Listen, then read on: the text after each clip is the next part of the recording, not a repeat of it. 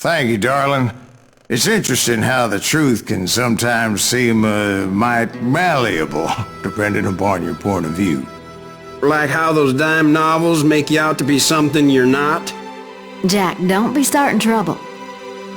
No, he's right. They do tend to exaggerate. Did they exaggerate your part in taking down the Daltons? Well, I was there in the flesh, boy, so I saw what happened firsthand.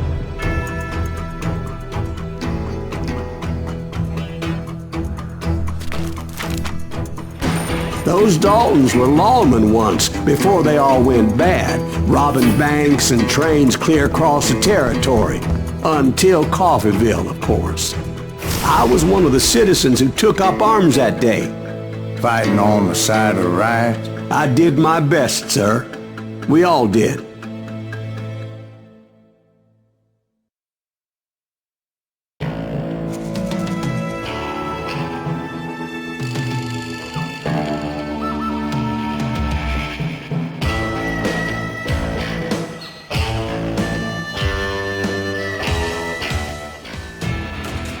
It was early morning. One of my friends was a local gunsmith, and he handed out firearms to anybody who'd take one. You see, the Daltons got it in their heads to rob two banks at the same time. Two banks on the same damn street. The story was Bob Dalton's girl was always writing him about how he had no ambition. Oh, you're nobody next to Jesse James, she'd say. Finally, the bastard took his brothers to Coffeeville just to shut her up. Right. It's always the woman's fault. Get down.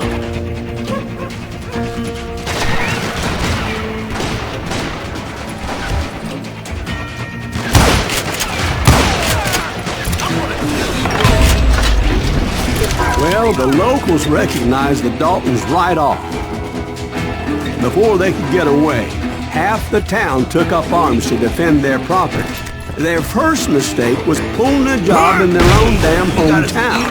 Put some holes in them!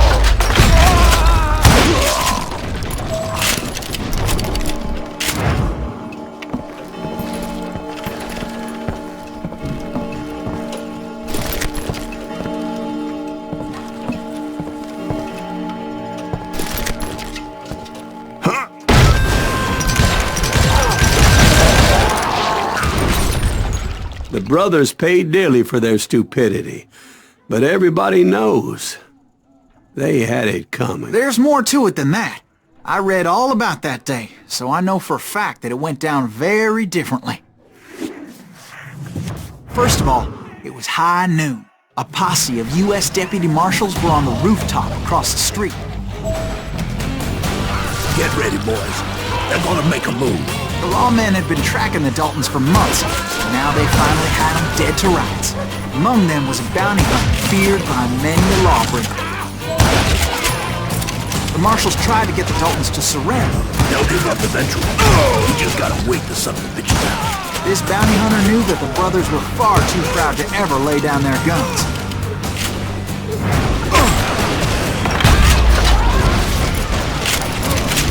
He went in there alone to confront those criminals. One of the marshals shouted, "Where are you going? Are you crazy?" Hey, where do you think you're going, dumbass? That rifle's mine.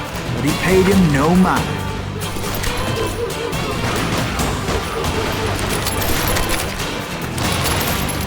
He saw a way to get around to the back of the bank. Then he figured out how to hit the Daltons from a direction they weren't expecting.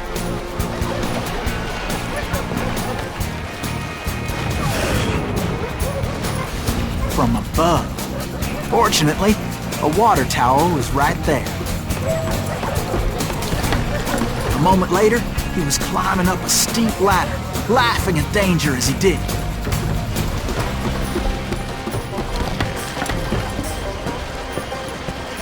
Brave men like him who risked their lives to tame this wild country.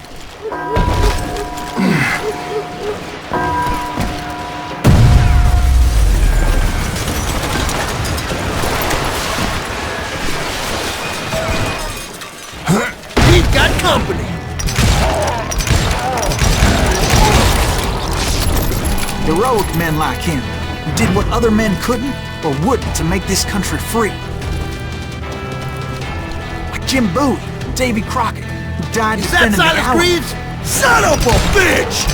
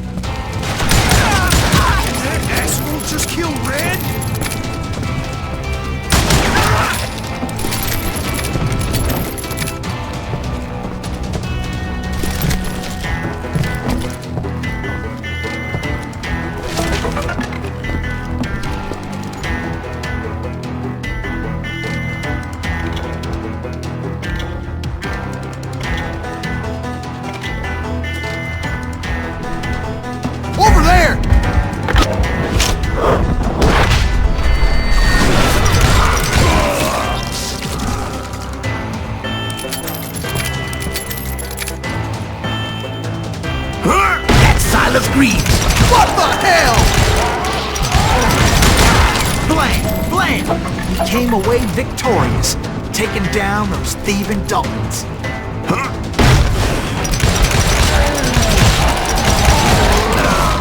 His name was Silas Greaves, and when the dust finally settled, he was the last man standing. Sorry, kid, but that just wasn't the way it happened.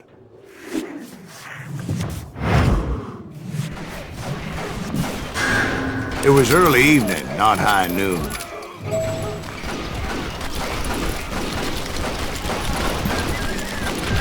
I was late to the party and Coffeyville was already up in arms. The Daltons blew up a safe and were all set to hightail it out of there. Those pathetic deputies surrounding the bank were dropping like flies.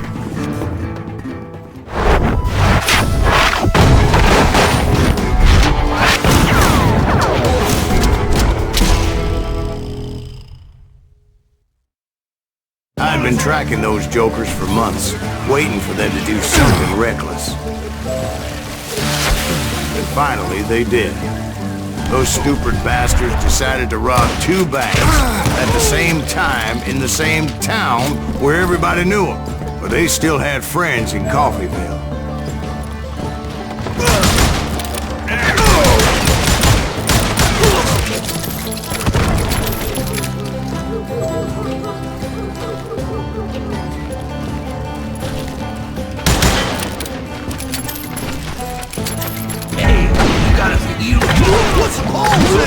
Those friends came after me like a pack of wild dogs, tooth and nail. They were coming at me from all directions. I caught sight of the Daltons running with the money and didn't want to lose them. Problem was, they knew the town better than I did. And to top it off, I found myself in the middle of another shootout entirely. Did the Daltons hole up in somebody's house? No, it was the Smiths, I believe. They were cousins of the Daltons. And they were shooting at the Browns, who were shooting at the Daltons. Which wasn't any surprise, because those two families have been feuding forever. And since the Joneses are related to the Browns, they shot at the Smiths, pissing off the Heimhoffers, whose daughter recently married a Smith. Well, bullets were flying every which way as all the old feuds in Kansas caught fire all at once. There was a hell of a lot of pissed off people in Coffeyville that day. But that's just the way life is sometimes. Shit happens.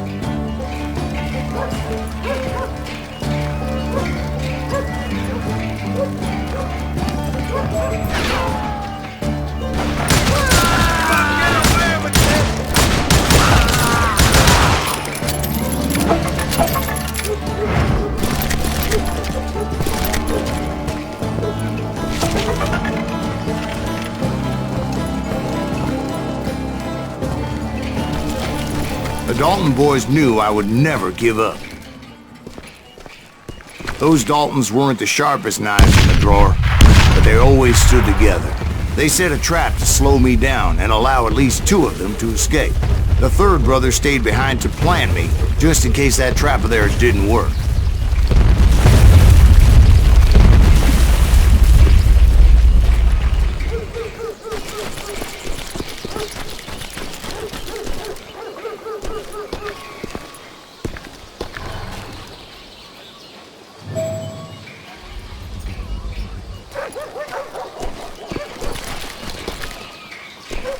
was Emmett, the youngest, and he decided to stand his ground and face me down. I ain't afraid of you, Silas Greaves. This is where it ends for you. He was determined to protect his brothers. I understood how he felt. Taking me on all by his lonesome wasn't exactly a recipe for a long life.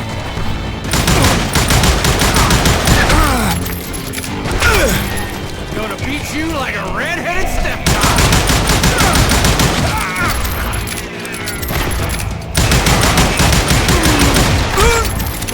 I'll blow your damn head clean off!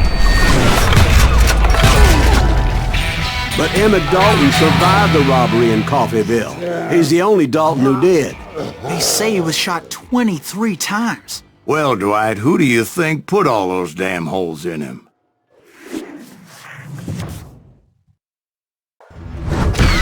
But I have to admit, that boy had grit.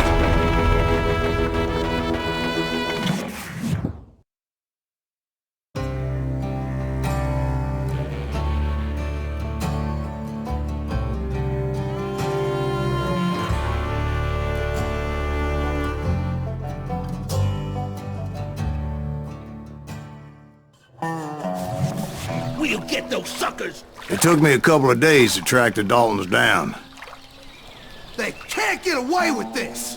And in that time, a whole posse of local vigilantes offered to lend a hand. We'll track him to the ends of the earth. They seemed as determined as me to find those outlaws.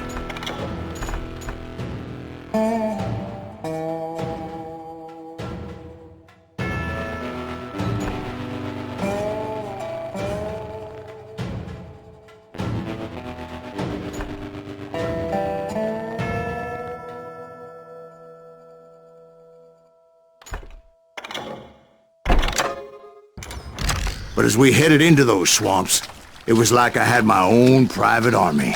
There was no way those boys were getting away this time.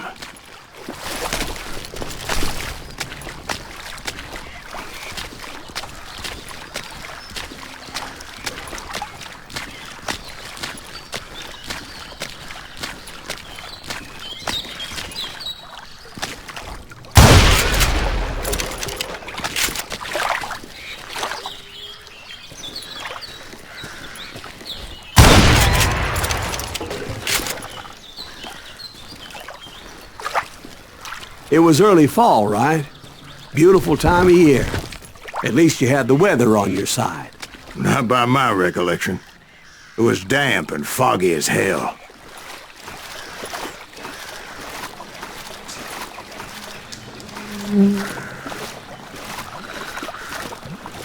It was tough to stay on a true course, so we kept an eye out for landmarks.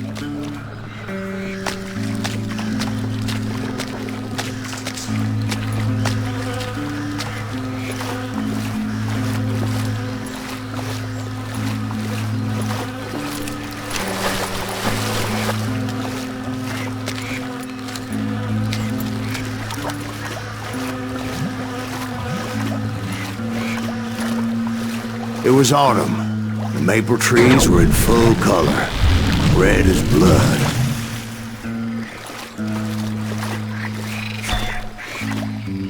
The rains that year were torrential, so the whole area was flooded. The vigilantes had spread out wide, and pretty soon I couldn't see anybody.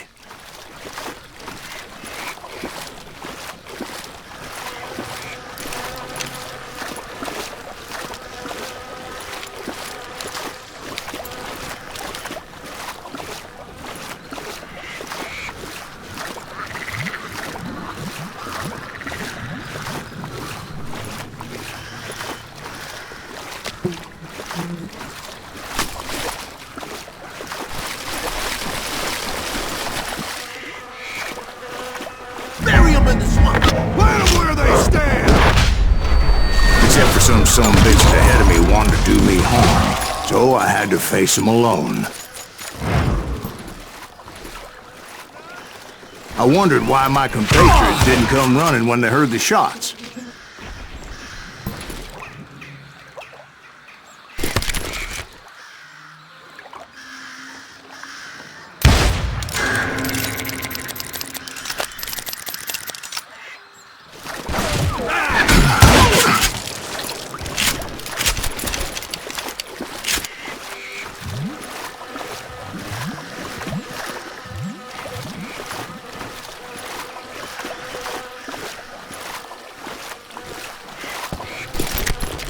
So did you find the Daltons? Not yet, but I did have the questionable pleasure of meeting a few of their friends.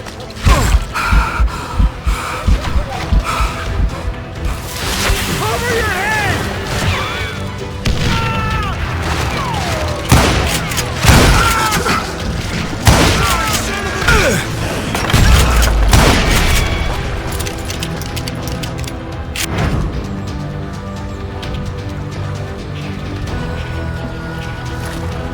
The boys had established quite a reputation by that time, so they attracted all manner of riffraff to their cause.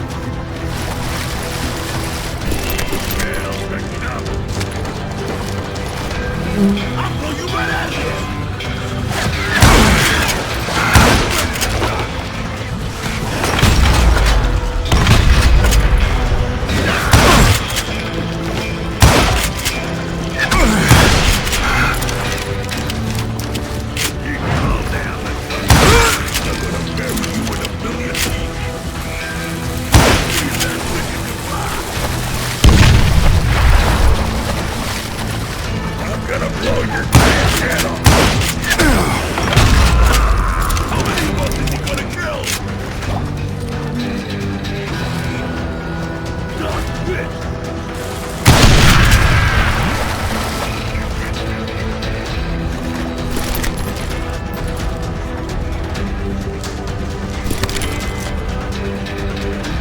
And my reinforcements was nowhere to be seen. Point being, I was under serious attack. Kill that goddamn bounty hunter!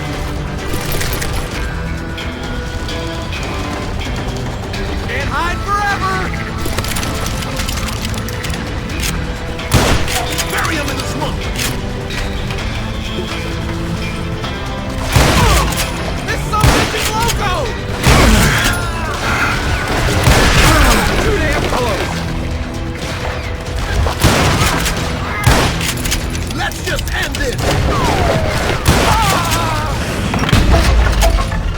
God damn you!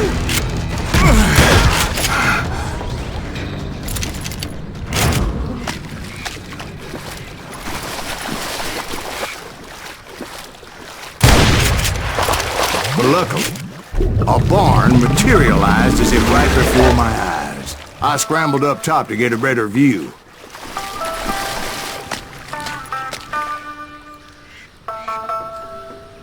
But just ended up falling inside. So, how did you get out? The barn doors was open. About right then, I saw some suspicious characters running through the bushes. Of course, I followed them. But that goddamn swamp was like a goddamn maze, and pretty soon I had no goddamn idea where I was.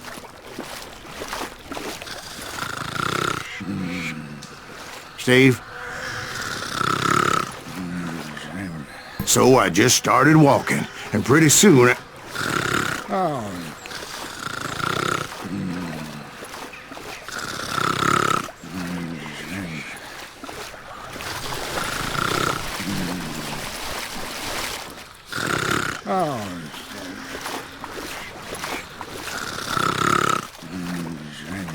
Steve? Steve! Huh? Oh, no, I'm listening. Indians surrounded me from all sides.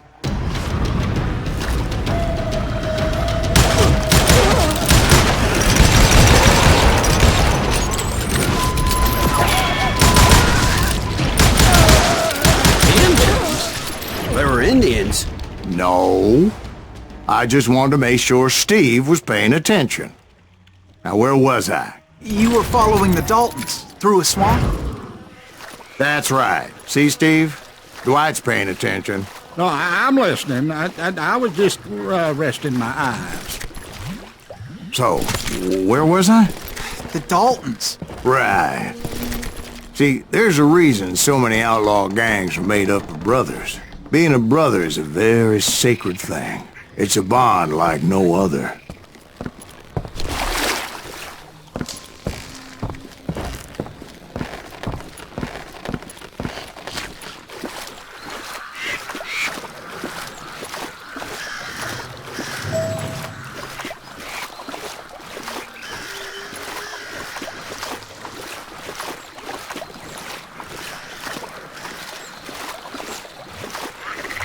bounty hunters! Stop that,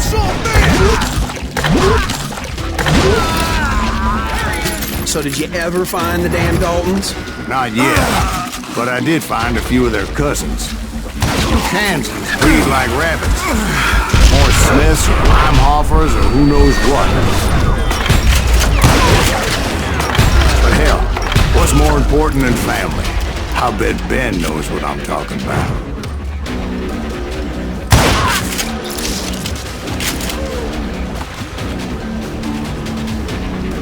Somebody kill that son-of-a-bitch!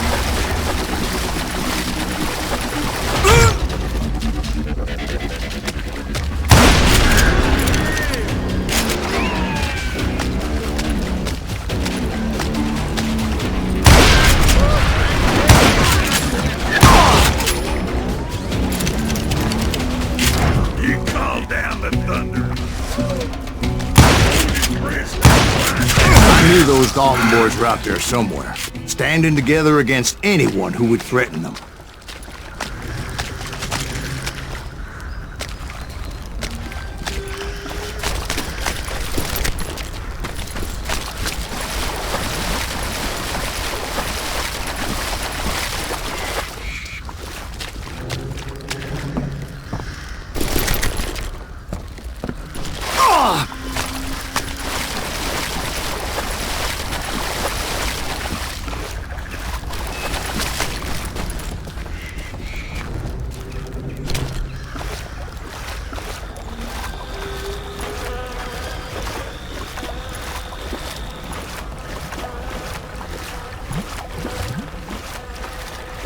And that's when I saw it. A goddamn steamboat. A steamboat? In a swamp? Yeah, Steve, but this wasn't much more than a wreck, really. But how'd a damn steamboat end up in the swamps? Guess it floated off during the flood of '89. Now, was it a stern-wheeler or a side-wheeler? What? Does that really make a difference, Steve? It was a steamboat with a goddamn army on board. It was then that a fusillade of bullets come raining down from on high, and those vigilantes who accompanied me weren't anywhere to be found. But among those men that were shooting at me, I thought I saw some familiar faces. It's you!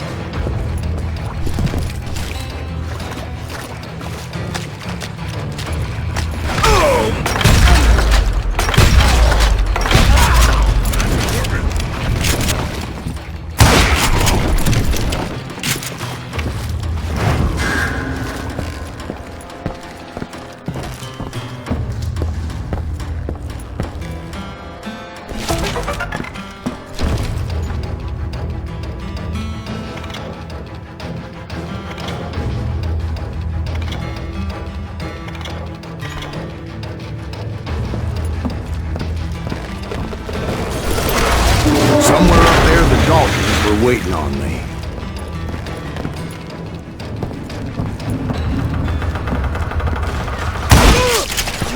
Rule the day.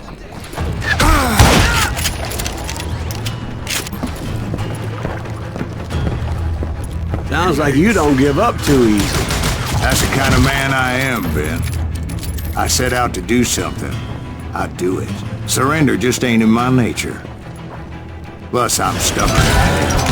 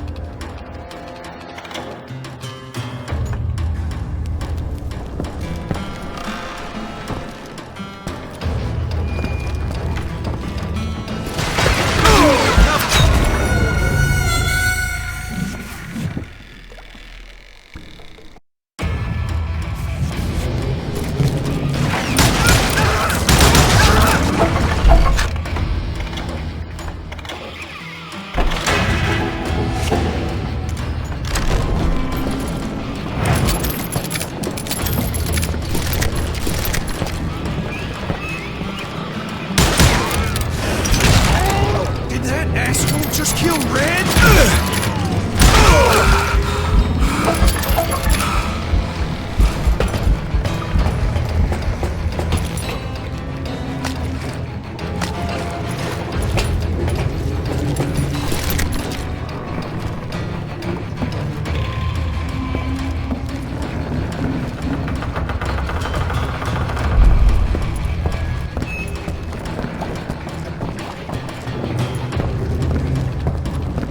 Right about then, much to my relief, the vigilantes finally arrived. Their leader motioned at a cabin in the middle of the top deck, pointing me directly at the Daltons. I finally had them, after months of dogged pursuit. It turned out that they had me. Take him out! I'm sending you to hell!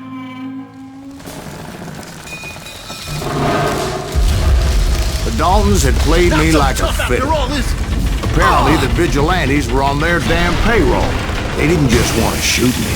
They wanted to burn me alive. But finding my way out of a burning labyrinth proved to be quite a challenge. It was a riverboat, right? I mean, it's not like it was a goddamn ocean liner. Oh, yeah, but I was in a Did you fight. hear about that ship that's gonna launch next year? Largest one in the world. We're talking about the Titanic. If you ask me, it's too blessed big. I don't think it'll even float. So anyway, Don't be stupid, Steve. They know what they're doing. They say that the Titanic is unsinkable. oh God. But getting back to that steamboat, how did you get off it, Mr. Greaves? I took in a lot of smoke that day, so I admit my recollection might be a bit hazy. But somehow I managed to finally disembark. It was time to settle this once and for all.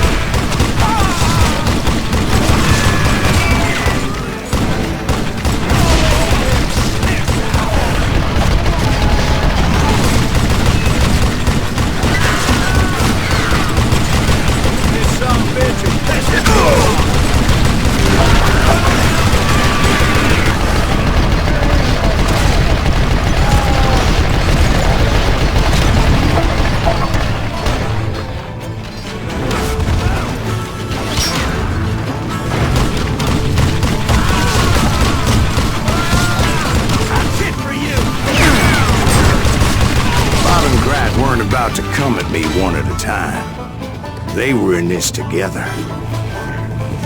Two brothers side by side, determined to take me down. Confident that this time the odds were on their side.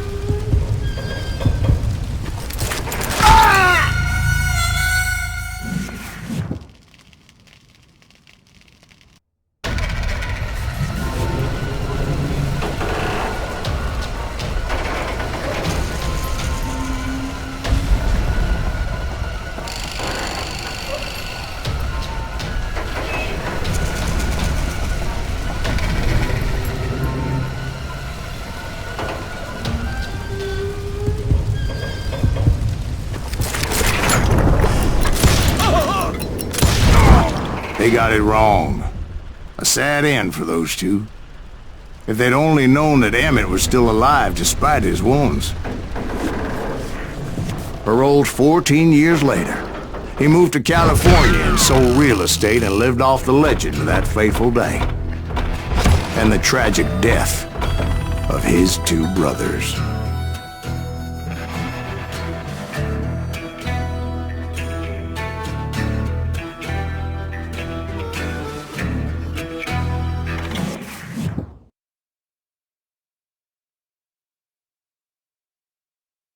My own brothers died tragically as well, truth be told.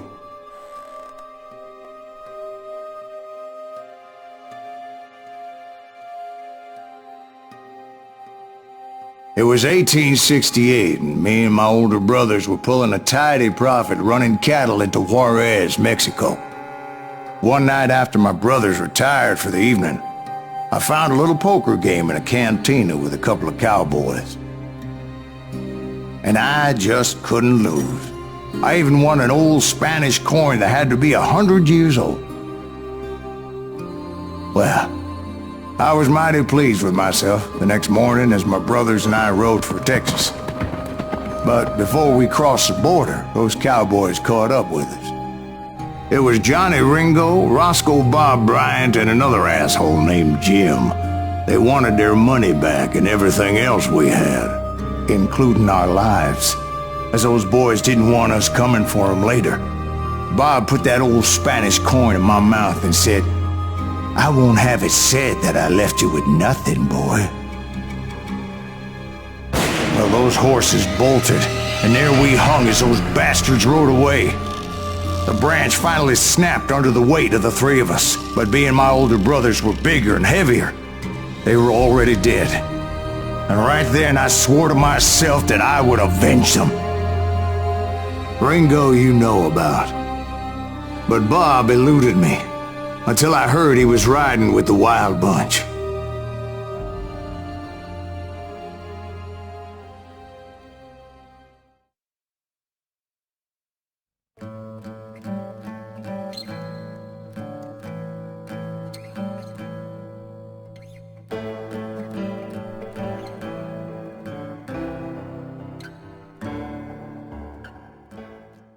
I'd been on their trail for months, ever since they left their hideout in the Bighorn Mountains. Led by Butch Cassidy, they were a loose association of outlaws who robbed banks and trains from Colorado to Montana. Among them was the Sundance Kid, and that murderous hombre I was tracking, Roscoe Bob Bryant.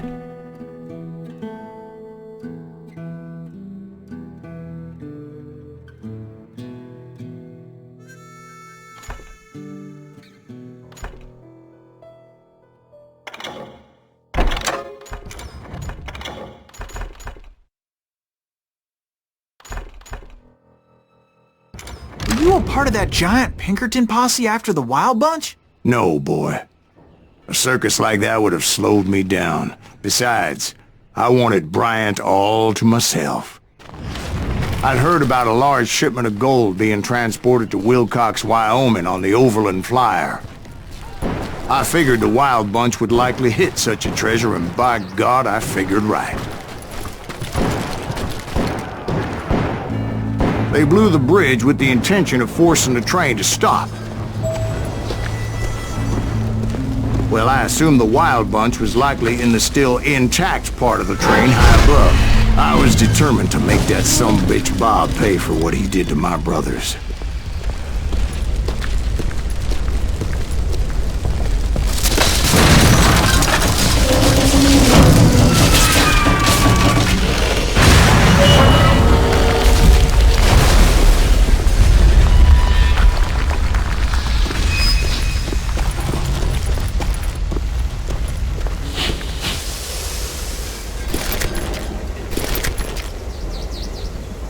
I found the device they used to blow the tracks, so I knew I was headed in the right direction.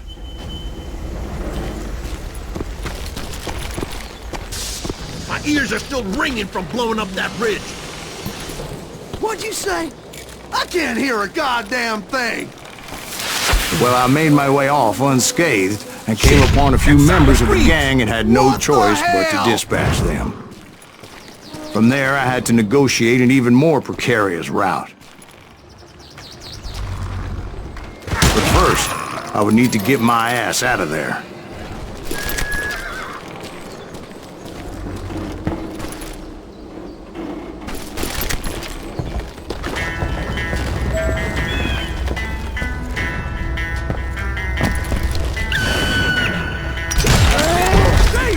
I jumped from the frying pan into the fire as the train was clearly fixing to fall. I had found the gang, but in order to find old Bob, I needed to fight my way forward past a whole passel of desperados. Outside, inside, any way I could, I made my way towards my prey. Well, what about the passengers? It was mostly a freight train, as I recall. There were no passengers aboard that day.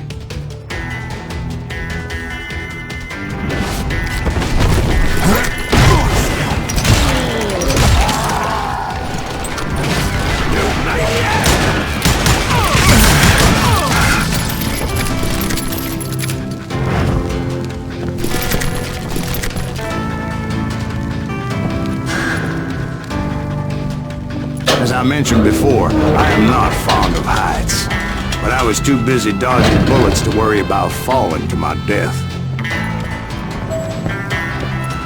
Odds were I was likely to die that day anyway, so I was determined to take down as many of those bastards as I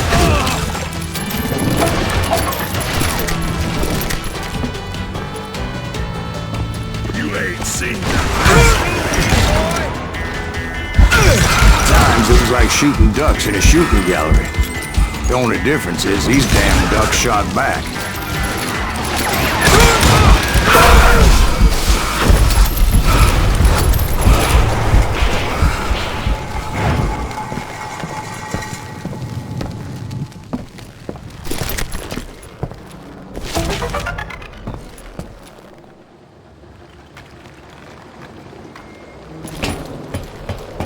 I kept hoping the law would show up and give me a hand. You mean like that giant Pinkerton posse that I read about? Did they come riding in, guns a-blazing to help?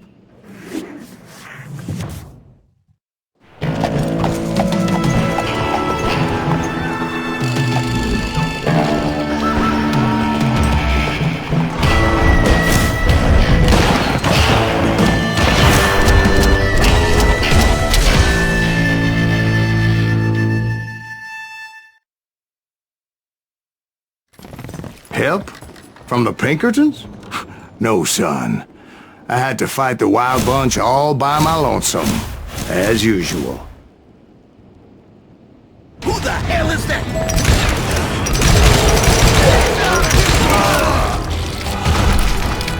Got cover! Retreat! Retreat!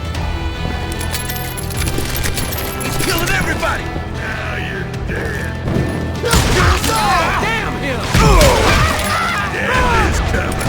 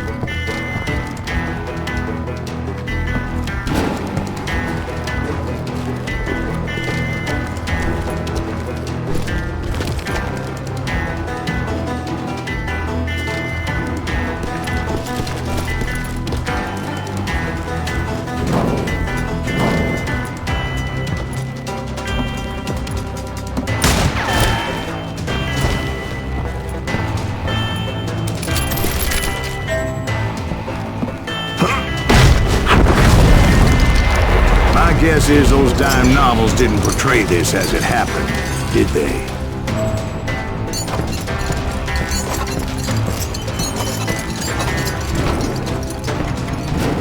Only a few stragglers were left, and I had to cut them down pronto if I was going to stay on old Bob's trail.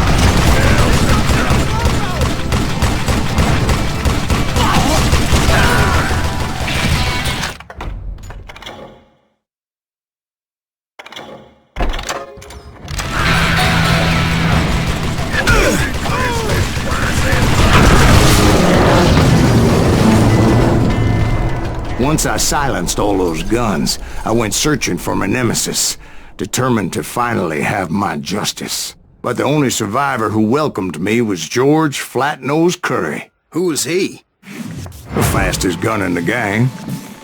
Right after Sundance, I mean. And Kid Curry, and maybe Elsie Lay. Though some folks might dispute that.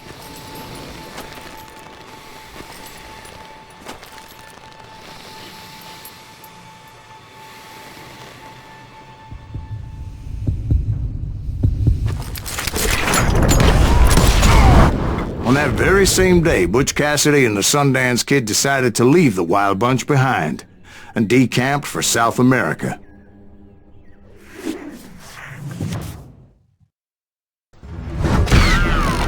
They ended up living down there for many years, but I'm sure you already know all about that.